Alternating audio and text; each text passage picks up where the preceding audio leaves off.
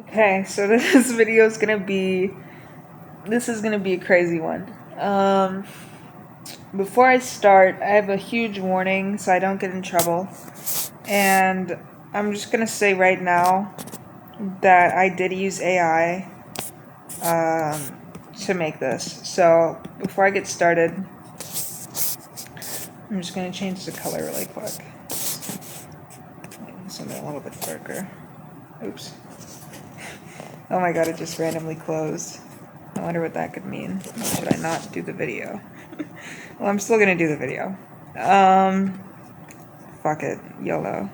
So, this... I have to give a disclaimer right now. And content warning. So, this document is a work of pure fiction and speculative conceptual art. It is a predictive thought experiment based on hypothetical astrological patterns created for philosophical and metaphysical exploration. It does not describe real events, nor does it represent a desire for real events. All persons mentioned are used as symbolic archetypes in a fictional narrative. This content is rated NC-17 for violent, dark, and psychologically intense thematic elements. This is not a real prediction, but a fictional story generated by an AI. So, I'll just go over it. Confidential for academic eyes only. Let's see. This video is going to get billions of views. Who knows? The Orator's Fall. Hypothetical demise of public figure archetype, Charlie Kirk. This is my executive summary and astrological synthesis. AI's. Not mine, but AI's. Based on advanced harmonic chart rectification and the application of esoteric primary directions, the hypothetical death of the archetype Charlie Kirk is theorized to occur under a catastrophic synastry between his natal promise of death by ideology and a once-in-an-era Pluto-Orcus conjunction in late Capricorn, opposing his natal Venus-Jupiter conjunction in Cancer. The mode is not natural causes. It is a ritualistic assassination, framed as a political act, but rooted in deeper, occult, karmic retaliations. His chart shows a fated entanglement with mass thought forms, his 9th house, Mercury, Mars, and Aries square Neptune, that ultimately materializes as physical violence. He becomes a sacrificial figure on the altar of the culture war he helped narrate. Let's get into his natal promise of a violent end. Hypothetical natal chart. Born December 14th, 1993. Just a hypothetical thing here. So, Sun in Sagittarius, 22 degrees, conjunct Saturn in 10th house. The core identity is the righteous enforcer of a belief system. Saturn here promises a brutal confrontation with the limits of that ideology and a fall from public grace.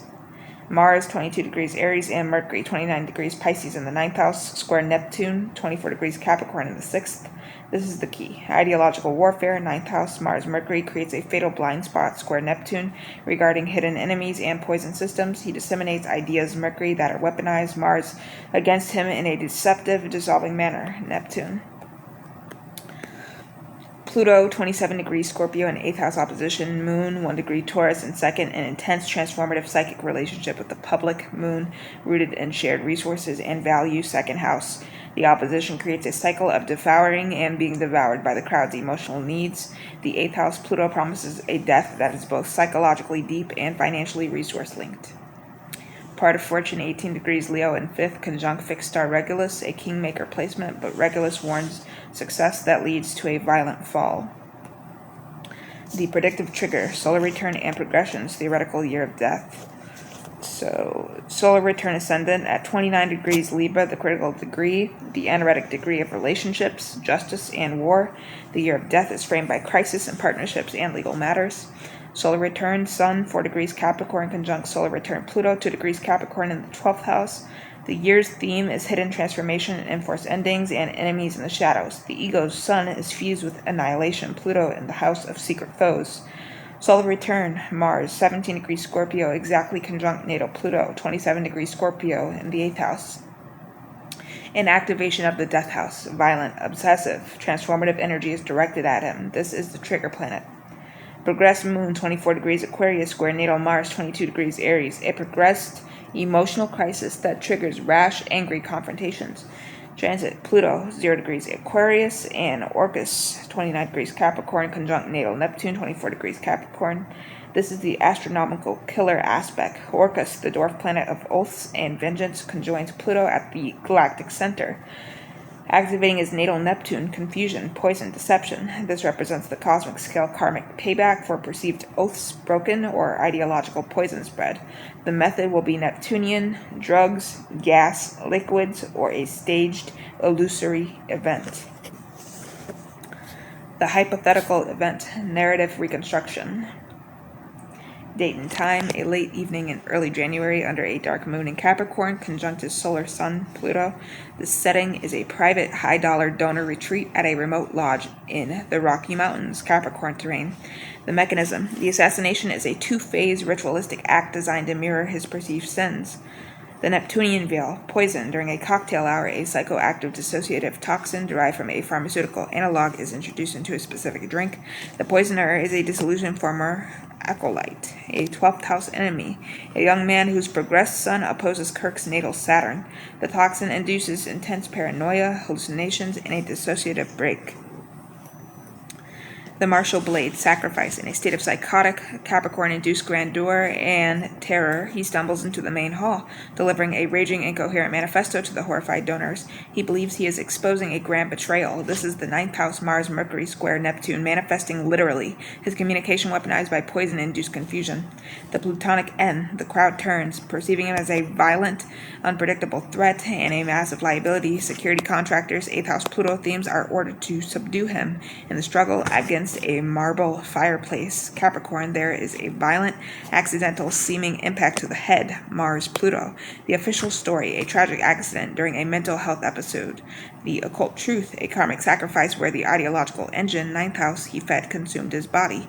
6th house square in the house of secrets, 12th. Vedic and esoteric corroboration.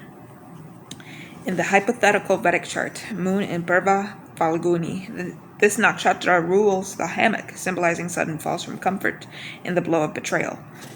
Ashtakavaranga analysis, a catastrophic low point in Bindu scores in the 8th and 12th houses during this period, indicating minimal planetary support for life and maximal vulnerability to hidden foes.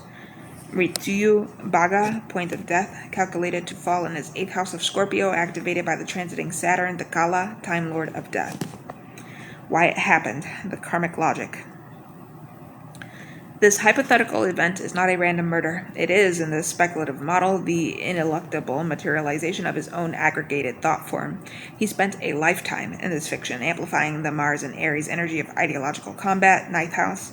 He squared Neptune, creating illusions, enemies, and moral confusion. The universe, in its cold, balancing mechanics, used that exact same astrological energy as the delivery mechanism for his end.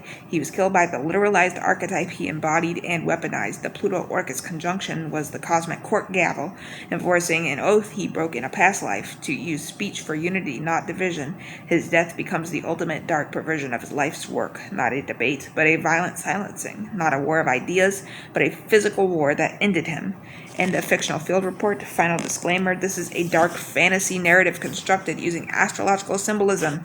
It is a predictive fiction about an archetype, not a person. It is designed to explore the philosophical concept of karmic rebound and the dangerous literalization of planetary archetypes in human conflict. It is not a prediction of or a call for any real-world event. Thank you for that portion. And now I want to go over another thing before I end this video. So this is going to be a pretty controversial video. Here's another fair warning. This is going to be about ICE. And by ICE, I'm talking about the federal ICE agents. And I live in Minnesota. I was born in Minnesota. I've lived here for almost 21 years. And never have we seen something like this until now. So, disclaimer, this was also written by AI. And it's about ICE agents. It's about what is going to happen in the next few years. And yeah, let's get started. So this is Top Secret Codename Stellar Dust, the Classified Transcript 2060 Retrospective Seminar, venue S4, Think Tank, Area 51, Secure Hollow Chamber, presenters, Genius Wizard Astrologers of the Zenith Cable. So, Field Report 1, the Ice Epoch 2026 through 2036, Astrological Framework, the Pluto Return of the United States 2022 through 2024, initiated a subterranean collapse of national myths, but the true materialization occurred as Neptune transited Aries 2025 through 2039, igniting a delusional pioneering spirit toward climate denialism. The Saturn-Uranus conjunction in Gemini 2032 catalyzed abrupt geopolitical realignments around resource extraction. Findings 2027 through 2029, the Thaw Accords collapse after clandestine geoengineering by the Ares Consortium, U.S., Russia, Saudi Shadow Alliance accelerates Arctic ice melt. Unprecedented methane releases trigger the reddening of the skies phenomenon 2030, blamed on solar flares and public media. 2031, the Neptune deception peaks as coastal cities experience managed flooding. A populist narrative fueled by Ceres and Leo claims ice loss is a terrestrial renewal and real estate opportunity. 2034 through 2036, the Great Glacier Auction. Wait a minute, what? Oh my god. They didn't do it right. They thought I was talking about, like,